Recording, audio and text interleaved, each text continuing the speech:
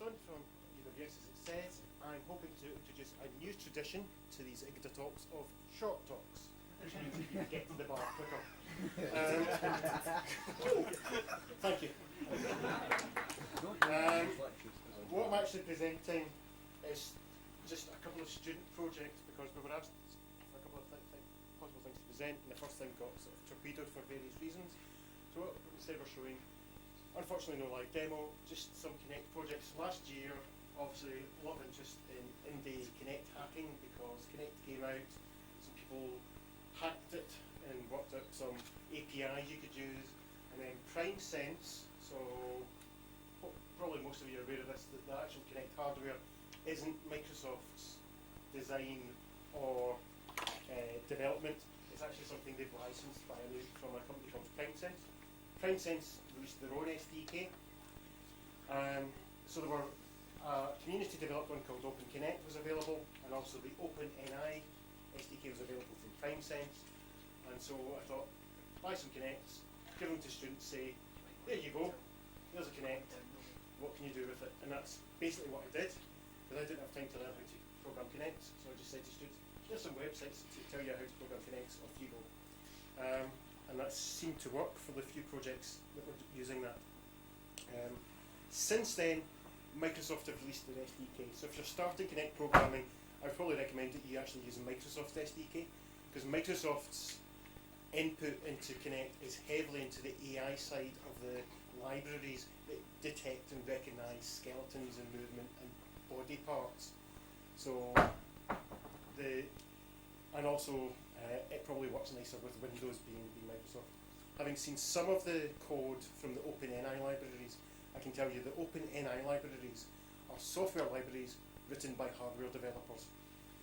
And some of you, anyone who's had to work with hardware developers will know exactly what that means, but that's probably enough of that.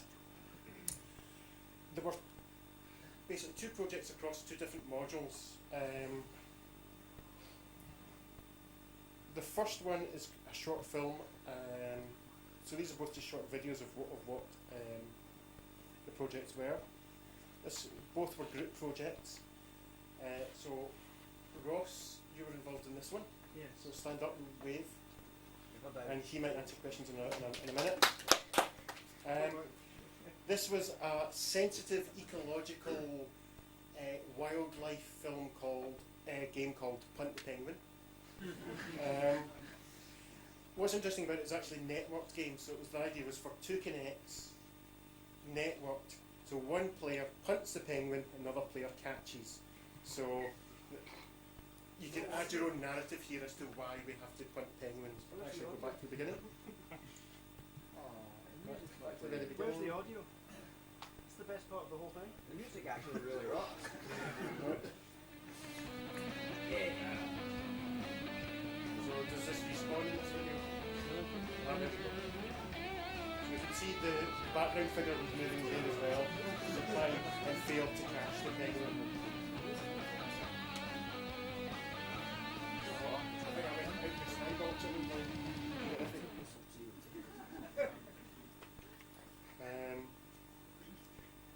So that was Punt the Penguin.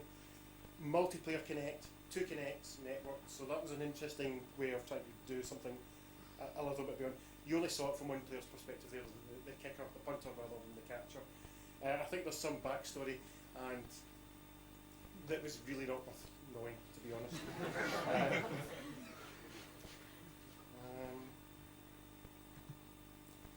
Now this one is Keith and our colleague Kieran worked on this. I have to admit, Keith and Kieran were up against a big challenge because they were doing a music game, and the guy who was doing the music dropped out of university after about 3 weeks. So they had a bit of a struggle. So if you might think this music game's got shit music in it, it's because the guy who was going to do that disappeared.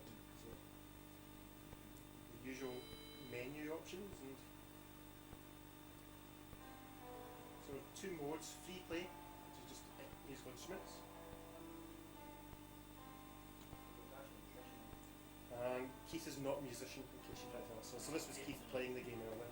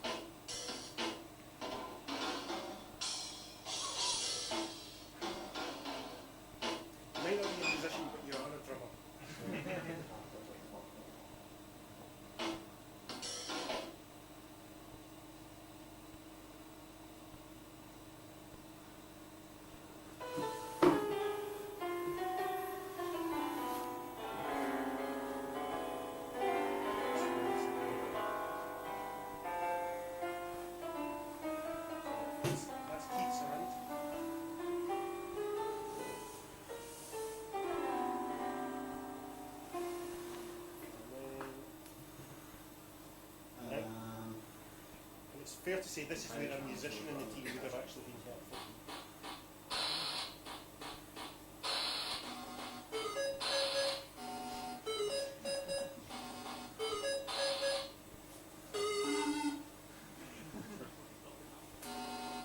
No, we're going to watch the whole thing, Keith.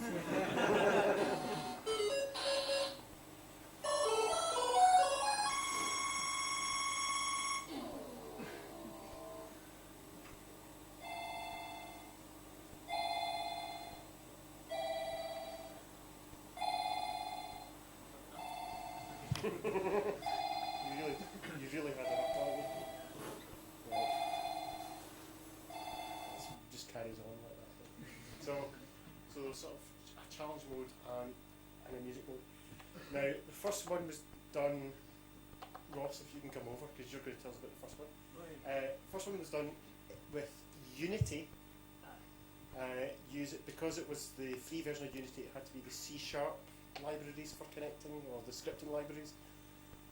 So if you've got the full pro version of Unity, you can actually connect to the Kinect using the proper SDK, using deep into the source code. Whereas if you've only got the free version, it needs to be in the scripting language on top of Unity, which affects performance. Whereas Keith and Kieran's music demo here, that was all just 2D with OpenGL. Yes? And C++. That's all I just wanted to show you. I think they had fun doing it. Did you have fun doing it, guys? You want me to go? Yeah, come. Now Keith's very shy, doesn't want to talk. Ross can talk for Oh yeah, I can slide for hours. Alright, my name's Ross Forshaw. I am the director of a small company called Links Online. We're developing a variety of pieces of software and a mixture of games and amazingly assistive technologies as well, disability, so on and so forth. When it came to Punt the Penguin, it was a couple of gents, myself, a gentleman called Meso, John and Ewan.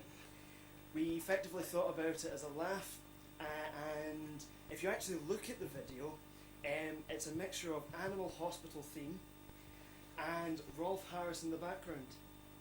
Yes.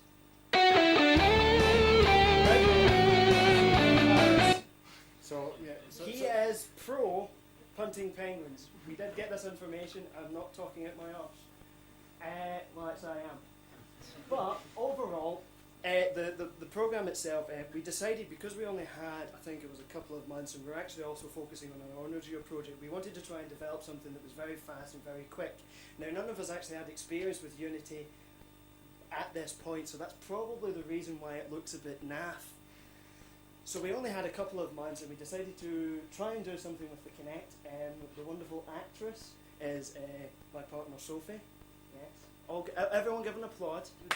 Thank you. Now, effectively what we did is Meso, or Thomas Iverson, he did the modelling, and he did the retexturing of the characters, and he did all that. The penguin, we actually had it set up originally that you could, once we mapped the character using the Unity and the already pre-made scripts, because we kind of cheated, to be totally honest. Someone already did most of the work, and we kind of just dragged it, made modifications to it, and then started fiddling around with the physics engine to do stuff with it, and apply impulses when something reacted with another thing. So we were cheating, right? now you tell me. Yes. We wouldn't tell you this during, we were getting marked on this, so we were, lying all the way through it. I did say this would be a quick talk, Ross. Oh, my mistake. So effectively what happened was that we set it up and we tried to get the mapping of the character, but for some unknown reason it was flipping the stuff, and there was all an entire nightmare. But we originally had it set up that you could actually get the penguin, and it was set up that you could actually lean down, pick it up, and then punt it, which was great fun. However, it tended to involve the penguin then flying out of your hands and going off the screen, which was a bit of a nightmare. Never mind.